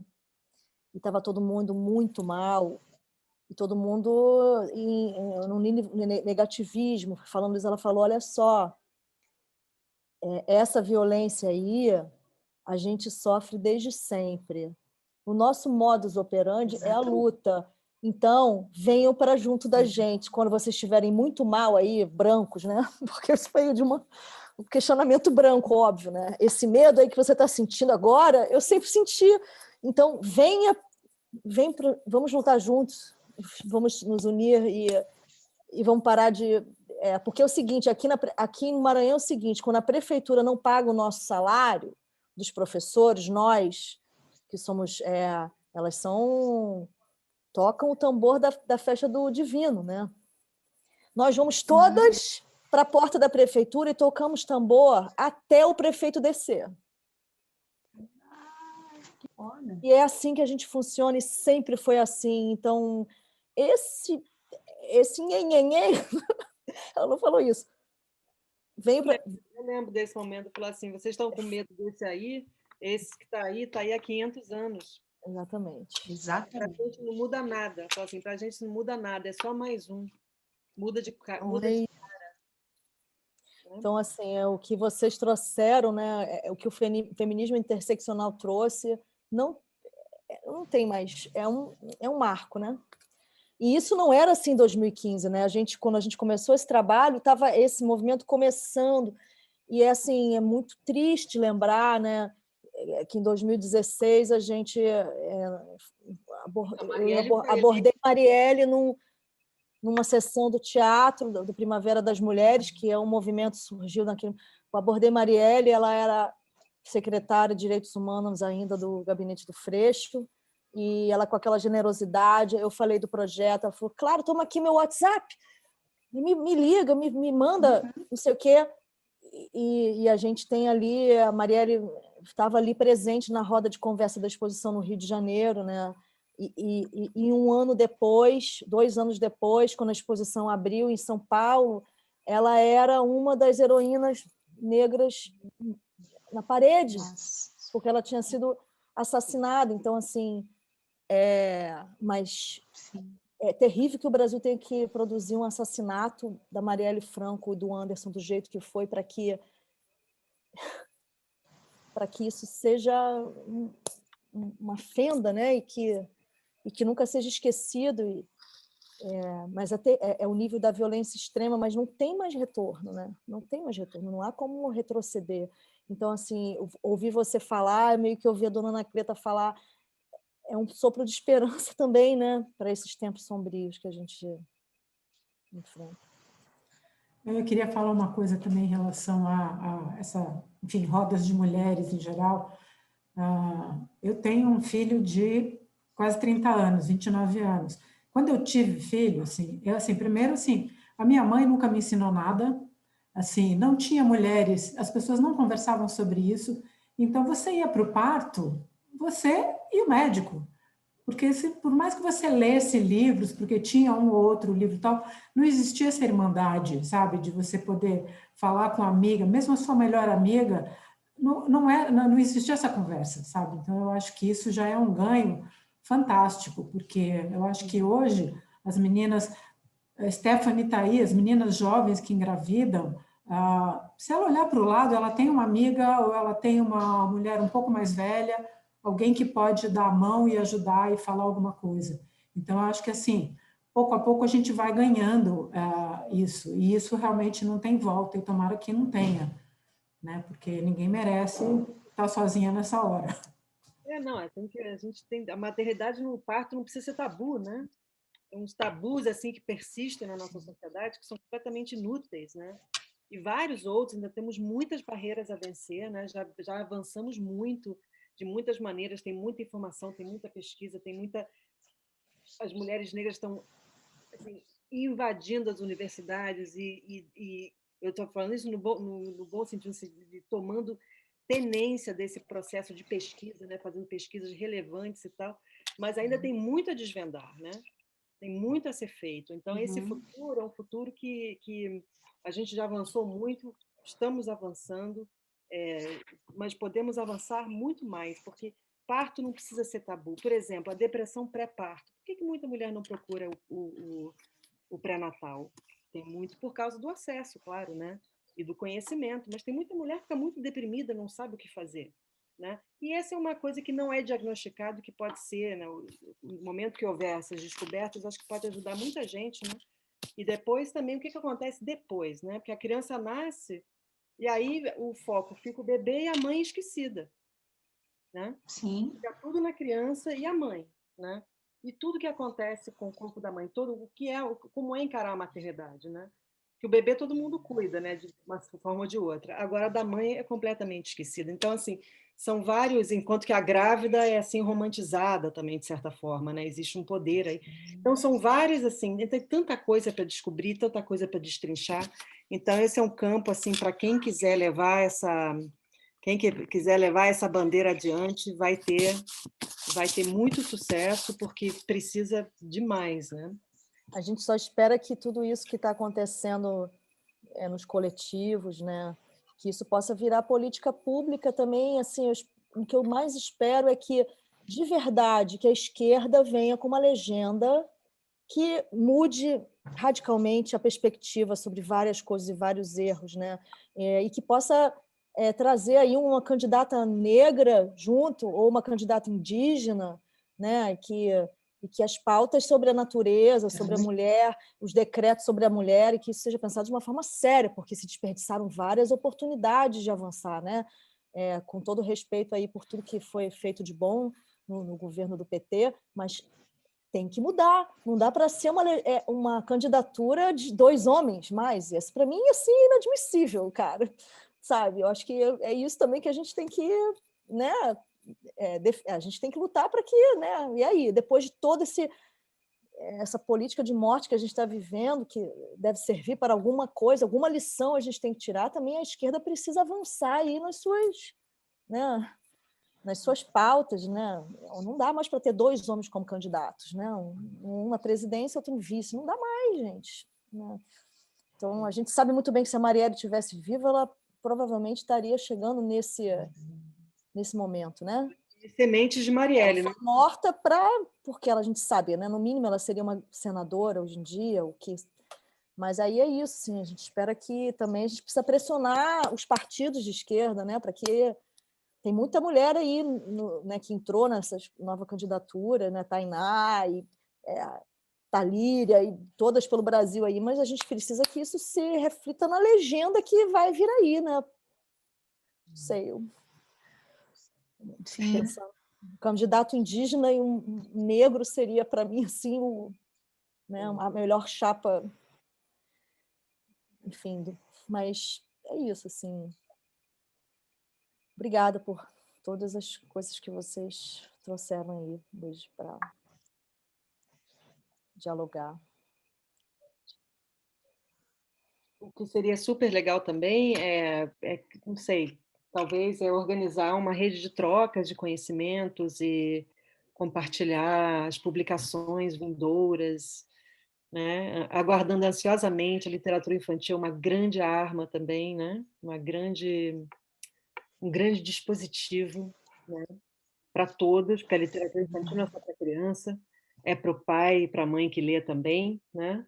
Existe aí um público-alvo direto e um indireto, que é a família toda que lê junto, né? O hábito da leitura, o hábito de olhar uma imagem, né? Também ativando ilustradores e toda essa, né? Toda essa roda, né? do mercado editorial. A gente, se quiser algum contato de editor que a gente puder facilitar, né? Se a gente tiver algum contato que se publicar, a gente tem contato com editoras através do projeto, nós temos a Biblioteca Mãe Preta no projeto também, que justamente a função é ter essa função pedagógica né, do visitante da exposição, ele mesmo, ela mesma, pegar o livro e né, pegar essa informação do jeito que quiser. Inclusive, nós doamos a biblioteca. A biblioteca está lá no Quilombo Santa Rosa dos Pretos, uma biblioteca comunitária. Né? E a biblioteca que está em Campinas, ela vai para a Fazenda Roseira. Fazenda Roseira. Fazenda Roseira em Campinas. Uhum. A roda vai girando, né? Quer dizer, o mais importante mesmo é a produção, né? Não é só a representação, né? A produção de conhecimento, né? Como é que se produz esse conhecimento? E super... Vocês são maravilhosos, entendeu? Eu acho assim, nossa, que isso assim se ecoe e se expanda assim pelos 4 cantos do Brasil, do mundo. Tem meninas negras aqui, brasileiras aqui na Suécia também, que sofrem os racismos daqui, né? Que aqui também tem, aqui é país desenvolvido e tal, mas aqui também é brabo. Então, o que puder compartilhar, eu vou filtrando para as irmãs daqui também. E assim vai se criando essa rede, porque não é tem brasileiras no mundo inteiro, né? E seria muito importante esse conhecimento de vocês chegar aqui também, porque faz parte. Sim. É isso aí.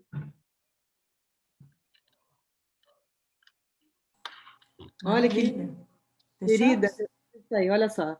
Não sou mãe, mas tenho toda a minha ancestralidade, convivências e semelhanças relatadas. Também sou bisneta de mulher preta e parteira, neta de vó preta que também viveu violência, desafios na sua história. Que lindo, Pamela, puxa. Ela saiu já. Eu fiquei muito curiosa, Jéssica. Você podia, por favor, escrever o Manifesto Feminista das Pretas Velhas, por favor? Você podia o Manifesto Feminista das Pretas Velhas? Ó, e você falou uma coisa, Isabel, ontem foi a live da nossa comunidade Jongo da Serrinha, porque falar de Pretas Velhas precisa reverenciar a avó Tereza, a vovó Maria Joana, a tia Maria do Jongo. Lazir estava com delírio, reverenciando, o nome da live era Pretas Velhas, né? Pretas Velhas. As Pretas Velhas estão todas aí, estão no Orum, estão aqui no Aie. E engraçado, e a Lazi trouxe algumas mensagens muito bonitas, enfim, só para dizer que ontem teve uma live do Jongo da Serrinha, reverenciando as pretas velhas da comunidade e as pretas velhas que vieram de outrora, que vieram de várias regiões do Brasil e assentaram-se e chegaram, enfim, pelo processo da migração, chegaram ao Morro da Serrinha, com as suas ladainhas e com seus cantos de jongo. Foram essas primeiras pretas velhas jongueiras que liberaram, inclusive, o jongo para a criançada, para a erezada tocar, brincar, tocar e entender aquilo ali como política de vida, né? Então, você falou sobre as pretas velhas, e é isso aí, são as pretas velhas, as nossas senhoras. Escreva sobre Irmãs, eu me recordo que a... Nossa, eu Sim. adoraria ler um manifesto. Eu estou mergulhando em processos de escrita, de vivência. Eu estou retomando as minhas práticas. Eu sei que eu preciso escrever mais. Eu sei que eu preciso assentar escritas. Eu desejo, eu quero. E eu estou no passo lento. O João tem passo lento, mas ele é certeiro, viu? Eu estou no meu passinho lento, mas eu estou me assentando cada vez mais, ouvindo e conhecendo, principalmente mulheres como nós. A nossa querida Tereza falou uma coisa importante. Ela traz uma lembrança, né, da questão dela não ter tido a mão, né? O braço, uma informação, uma mana, alguém, uma mãe. E a Marielle, ela foi na exposição de vocês, eu me recordo da Marielle, olha só, Marielle alta, esguia, com um olhar de atenção, eu não esqueço. A Marielle se aproximou muito da Glauce, né? A Glauce tinha ali uma relação de reciprocidade também com a Marielle. E eu me lembro de alguém tirando a foto da Marielle e da Glauce.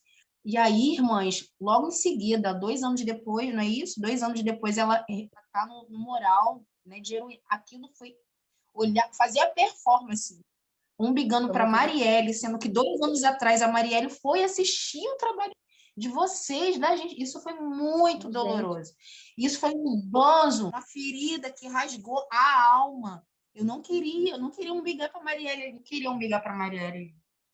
Mas, enfim, eu soube pela Nina Rosa, uma mana preta, cantora, musicista do samba, nossa irmã, ela me disse, tempos depois que a Marielle seguiu por Orum, que a Marielle gostava muito de uma música que ela cantava. Marielle fez, acho que, uma das últimas festas de aniversário na Pedra do Sal, e aí a Nina falou dessa música, e essa música virou uma bandeira e tem a ver com a fala da Tereza, que fala sobre a gente se perceber enquanto humanas. Nós não somos inimigas, nós somos a revolução. E o trechinho, ela fala assim... Nossa, firma o passo, nega, estende a mão. Firma o passo, nega. Firma o passo, nega, estende a mão. Yeah. Não somos inimigas, somos a revolução. E nossa luta é nesse chão. E a nossa luta é nesse chão. Yeah. Firma o passo, nega, estende a mão. Firma o passo, nega. Firma o passo, nega, estende a mão. Não somos inimigas, somos a revolução. E nossa luta é nesse chão. Eu acho isso forte. Nós não somos inimigas. Nós, o matriarcado, nós somos a revolução, inclusive, para curar, para fortalecer a chegada de novos meninos hereis homens, sabe? Novas e melhores umbigadas. Mas nós não somos inimigos. Nós juntas, nos nossos lugares de vida e de fala, nós somos, sim, a revolução, essa jossa toda. E a Marielle, ela gostava dessa música, e a gente entende por que ela gostava dessa música, porque a mana trampava muito, e ela deixou um legado aí de continuidade. Bom...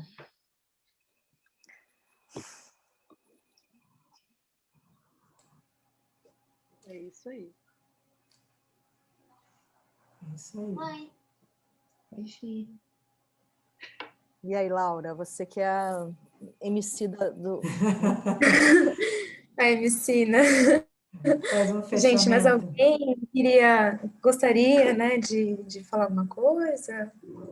Perguntar às convidadas? Também.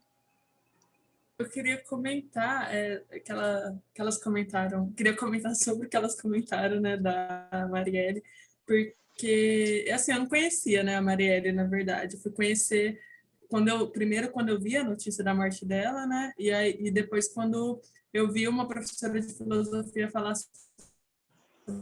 sobre ela numa mesa, né, e aí eu fiquei assim, nossa... essa mulher, tipo, fez tudo que eu quero fazer na minha vida, né? Tipo assim, trabalhou na administração pública, estudou essas questões raciais, pensou em políticas públicas para a população negra, né? E eu pensei, nossa, se ela chegou numa posição de poder e foi morta, né? Foi uma coisa que eu acabei pensando, tipo, o que que vai acontecer comigo, né?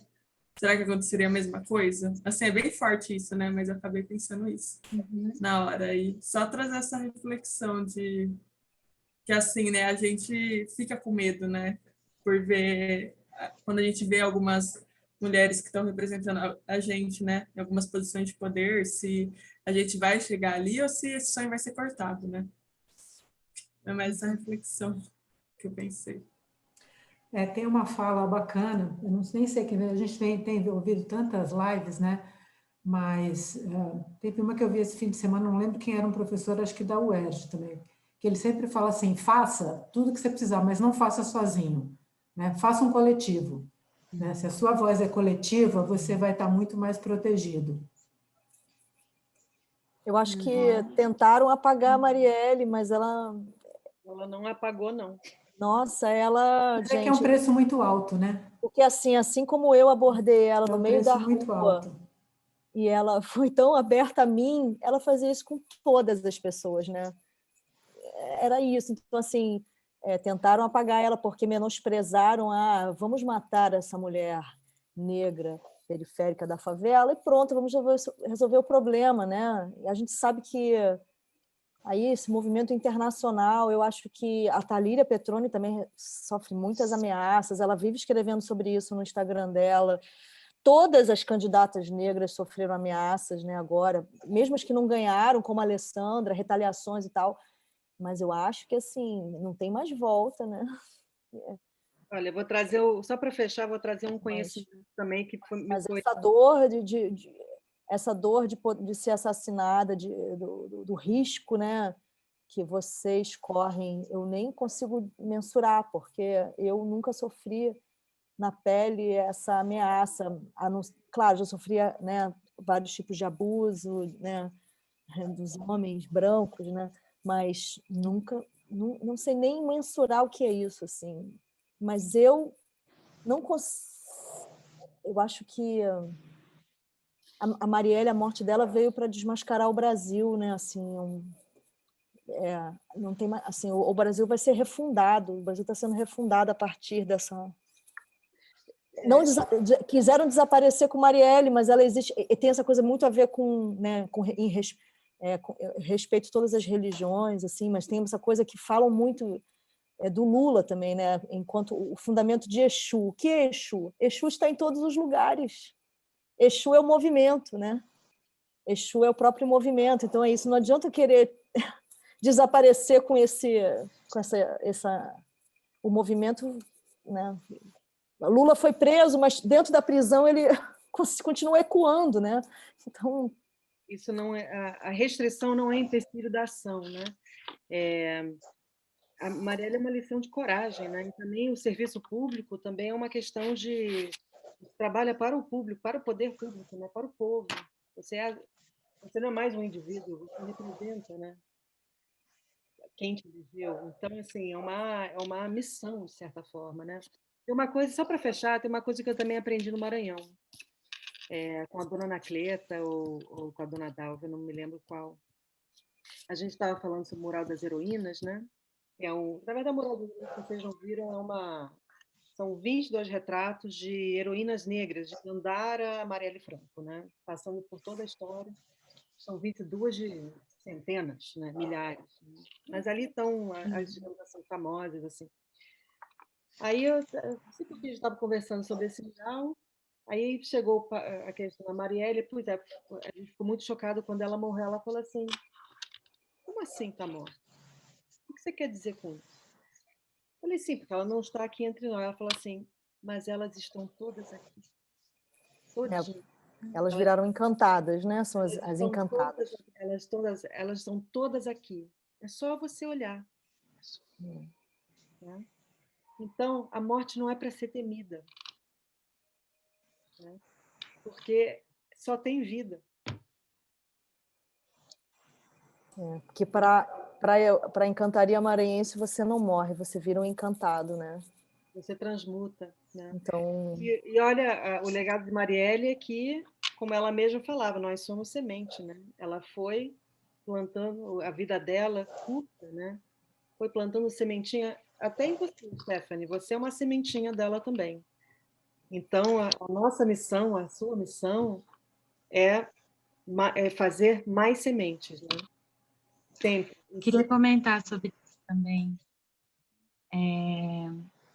Eu também saí candidata no ano passado e foi uma experiência assim, muito intensa, né? Porque é um lugar que as mulheres negras não estão, é um lugar que não dá proteção nenhuma, né? Foi o caso que aconteceu com a Marielle, com tantas outras, algumas já eleitas, né? Esse ano a gente já tem essas notícias violências.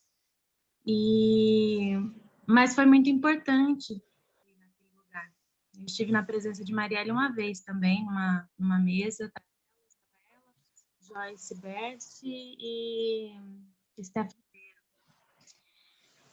E eu fiquei, enfim, encantada. Na época, Moana no ventre, né? E quando, ano passado, quando saí como candidata, e a tem um tempo de vereadora TV, né? foi vereadora Vereadora. por Campinas. Isso, por Campinas. Fui co-candidata pela Banca Preta, né? Uma candidatura coletiva de 6 periféricos aqui de Campinas. E eu estava como cabeça de... Então, no tempo de TV, a parte que eu falava, 17 segundos, era super pouco, né? Enfim, saí pelo PSOL. E quando a gente estava na rua, encontrava as mulheres negras, elas reconheciam, elas falavam, você é lá de turbante. E se reconheciam e queriam votar, porque acreditavam nesse projeto político, nessa reivindicação de espaço. Então, foi muito importante para mim. Não fui eleita como primeira suplente do PSOL, que para mim, nunca imaginei ter tanto voto assim, a gente nem esperava ter tanto voto. E as pessoas que confiaram, assim, e nas diversas violências que eu passei, desde a foto da urna, que, enfim, podia turbante étnico, mas aí chegou um e-mail falando que não podia, que tinha que ser outra foto. No final aceitaram, porque não quiseram comprar essa briga. Mas, assim, eu até postei um poema esses dias que... no último dia 14, que falava sobre isso, né? Sobre esse marco da morte da Marielle. O quase que postou um poema que eu gosto muito, que diz assim: não há pessoas maiores que as outras. A diferença é que, diante da vida, algumas se apequenam, outras crescem. E viver é um mistério em tal intensidade que há pessoas que morrem e são ainda maiores e outras que vivem como se não existissem.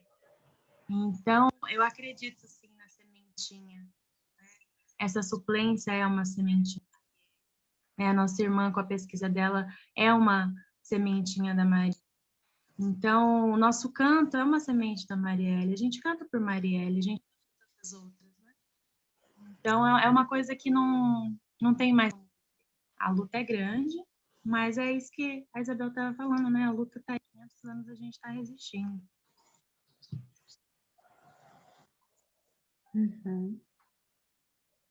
Ei, mulherada aguerrida. Tem uma mãozinha aí da Daniele, você quer falar alguma coisa? Lá no chat tem uma mãozinha, eu não entendi se você está pedindo para falar ou não, pode falar. Acho que foram palmas. Eu não entendo muito esse iconezinho que está aparecendo aqui. Foram aplausos. Então tá bom. Gente, bom, eu queria agradecer muito pela tarde de hoje, foi maravilhoso. Eu aqui na escuta só tenho, isso, agradecer, foi muito bom. Aprendi muito com vocês. Trocas continuem. A gente está gravando essa conversa e vai disponibilizar no YouTube do Pavão, então se vocês também quiserem compartilhar com pessoas, amigas, colegas, com quem vocês acham que precisa escutar um pouco disso também. Foi muito potente, foi muito necessário tudo que a gente teve hoje aqui com vocês. E eu queria também fazer um convite para dia 1º de abril. Não é mentira, é verdade, vai rolar. Às 2h30 a gente vai ter uma terceira roda de conversa com a Alessandra Ribeiro, com a Nilcena e com Jaqueline Rios. E o tema é modos de viver na pandemia. A pandemia, na pandemia, enfim. E aí estão todas convidadas aí. Obrigado, gente. Axé. Obrigada por todas. E Obrigada, vamos gente, pelo continuar, convite. porque, né, estamos naquela de ninguém solta a mão de ninguém. Obrigada por trazer o trabalho de vocês, a luta de vocês. Sucesso, sorte. Obrigada. Até breve. Obrigada, gente. Um prazer. Obrigada. Eu achei. Saúde Saúde, demais. saúde para todas. Beleza. Axé. Gratidão. Tchau, querida. Beijo, gente. Tchau, tchau. Gente, muito obrigada. Obrigada. Que estás agora? Tua morada é tão longe, é bem pertinho de Angola. Mãe preta, mãe preta, mãe preta, onde é que estás agora? Tua morada é tão longe.